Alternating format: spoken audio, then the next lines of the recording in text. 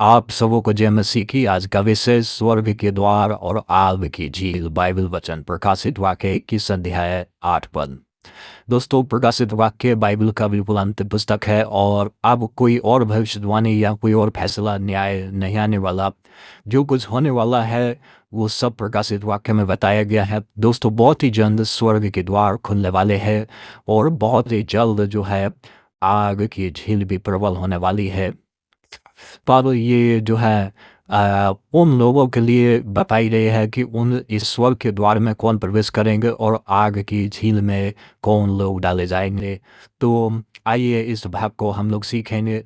दोस्तों, स्वर्ग के द्वार उन लोगों के लिए है जिन्होंने प्रभु परमेश्वर के पुत्र यीशु मसीह में विश्वास किया और जिन्होंने उसके सुसमाचार को ग्रहण किया, अपने पापों को मान लिया, पश्चाताप किया और यीशु को ग्रहण किया और जो अपने विश्वास के साथ सारी जिंदगी जिए, जिन्होंने अपने विश्वास के साथ समझौता नहीं किया और अपने विश्वास के लिए मजबूती से खड़े रहे सारी जिंदगी और जो है परमेश्वर के साथ चलते रहे, ना दुष्ट शैतान की छाप अपने ऊपर ली और यीशु के लहू से धोकर अपने आप को शुद्ध और साफ किया। पर दोस्तों, जो नरक की झील है वो किन लोगों के लिए है और स्वर्ग के फाटक जिनके लिए खुलने वाले हैं उन लोगों के लिए जो परमेश्वर के पुत्र के साथ जो है अपने जीवन को जिए और मेमने के जीवन की पुस्तक में नाम लिखे हुए हैं, उन लोगों के लिए है। लेकिन आग की झील जो है उन लोगों के लिए है। आइए इस पद को पढ़ लेते हैं। और डरपोकों और अविश्वासियों और जुनूनों और हत्यारों और व्यभिचारियों और टोनहों और मूर्ति पूजकों और सब झूठों का भाग उस झील में मिलेगा जो आग और गंधक से जलती रहती है। यह है दूसरी मृत्यु है। दोस्तों, आइए इन इन शब्दों को समझते हैं। ये जो भाग लिखा हुआ है ये हमको और आपको डराने के लिए नहीं है। दोस्तों, ये इसलिए लिखा गया है कि हम समय रहते हम अपनी अंदर सुधार पैदा कर ले, समय रहते हम अपनी कमियों को जान ले और बदल ले और यह हम जो है इस कैटेगरी से बाहर निकल जाए।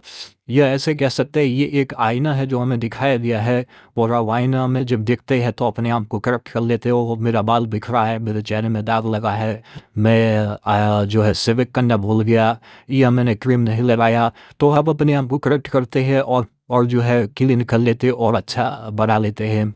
वैसे ही जो है ये भी है कि हमारे जो है सुधार के लिए लिखा गया है। पर आइए, डरपोक क्या है? डरपोक वो सम डरपोकों का भाग। ये डरपोक वो है जिन्होंने विश्वास तो किया लेकिन या तो जो समाज के दुनिया के शैतान के डर से जिन्होंने विश्वास ही नहीं किया। पहले तो वो डर के मारे वो चाहते थे विश्वास करना लेकिन वो डर के वजह से विश्वास नहीं की। पहले डरपोक वो है और दूसरा डरपोक वो है जिन्होंने विश्वास तो किया है लेकिन वो परमेश्वर के सत्य को अंदर ही दबाए रहे। अकेले में बहुत वो जो है विश्वास रखते हैं लेकिन समाज के सामने डरते हैं। लेकिन यीशु ने कहा यदि तुम लोगों को सम्मुख मुझे स्वीकार कर लोगे, मान लोगे, तो मैं भी स्वर्ग पिता के सम्मुख मान लूंगा और तुमने इनकार कर दिया तो मैं भी इनकार कर दूंगा। दोस्तों, जो लोगों के सम्मुख इनकार करेगा उनको स्वर्गदूतों के सम्मुख परमेश्वर का पुत्र इनकार कर देगा। इस डरपोकों का भाग क्या है? जो है उस आग की झील में मिलेगा जो गंधक और आग से जलती रहती है। दोस्तों, तो सत्य वो दबाए ना अपनी प्रकट करे और जो है सत्य के लिए आप खड़े रहे दोस्तों। और अविश्वासी वो है जो परमेश्वर के सत्य पर विश्वास नहीं किया और परमेश्वर के सत्य को स्वीकार नहीं किया परंतु संसारिक झूठी जो है उसके सत्यों के लिए खड़ा है, जिसको सत्य मानते हैं संसारिक चीज़ों के लिए।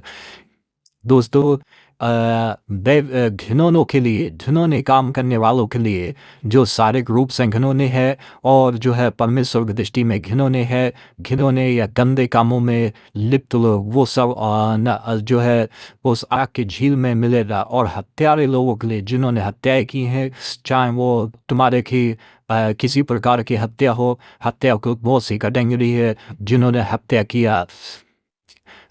मेरे प्रियो, उसके बाद बेविचार जिन्होंने बेविचार की, अनैतिक यौन संबंध बनाए दोस्तों, अनलीगल रिश्ते बनाए और गलत जो है शारीरिक संबंध बनाए हैं, उन लोगों के लिए क्या है?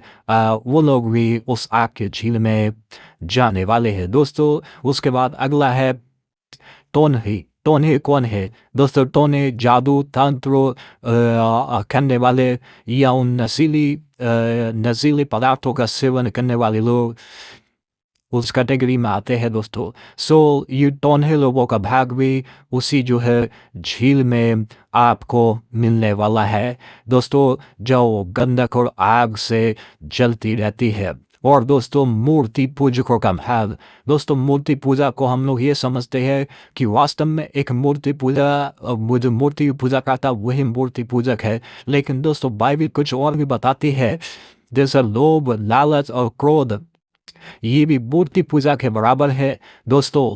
और मूर्ति पूजा जो है क्या है? वो है जो परमेश्वर के सत्य को न स्वीकार करके और वो वरन किसी और की जो धन की उपासना करता है, धन की पूजा करता है या ज्ञान की पूजा करता है, या तुम्हारे की किसी मनुष्य को जो है परमेश्वर से बढ़कर समझता है अपने जीवन में और परमेश्वर से ज़्यादा स्थान देता है, वो भी एक मूर्ति पूजा के बराबर होता है दोस्तों।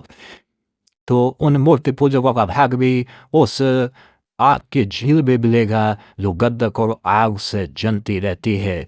और क्या है? और सब झूठों का भाग उस झील में मिलेगा, सब झूठों का भाग, झूठ बोलने वाले दोस्तों, चाहे वो सफ़ेद झूठ हो या चाहे काला झूठ हो, किसी भी प्रकार का झूठ हो, वो सब झूठ बोलने वाले, झूठ गढ़ने वाले, मनगढ़ंत कहानी बनाने वाले लोग उस आग की झील में उनका भाग मिलेगा जो गंधक और आग से जलती रहती है दोस्तों। जिनका नाम मेमने के जीवन की पुस्तक में जो है नहीं लिखा, जिनका नाम जीवन की पुस्तक में नहीं लिखा मिला, उनका जो है नाम, उनका जो है सब वो उस आग की झील में डाले थे दोस्तों। आपके लिए और हमारे लिए ये एक अवसर है, एक समय है कि हम इस जो है समय अपने आप को जांचें, हम जैसे हमारे अंदर कौन चीज़ है दोस्तों, क्या है, और जो है कौन भी कैटेगरी है जो उसमें जो है इस आग की झील में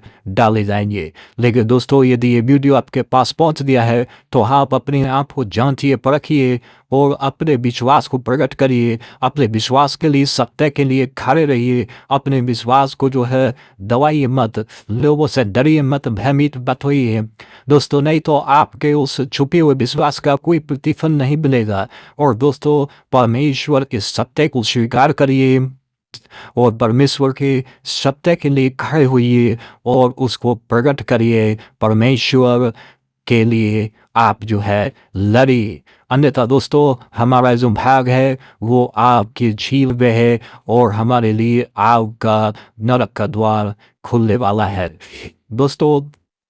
हमारा फैसला हमारा है, हम जो है समय रहते अपने आप को प्रकट कर ले, अपने आप को साफ कर ले, पश्चाताप करें, यीशु के लहू से धोएं, यीशु के लहू से धोकर साफ सुथरे करें दोस्तों। और प्रकाशित वाक्य का ज़्यादा से ज़्यादा आप अध्ययन करिए, खास करके आप जो है 20, 21, 22 वे 3 अध्यायों को ज़्यादा अध्ययन करिए और आपके लिए इन चीज़ों का जो है अच्छे से वो हो जाएगा कि आपको कौन सुधार के ऊपर काम करने हैं दोस्तों।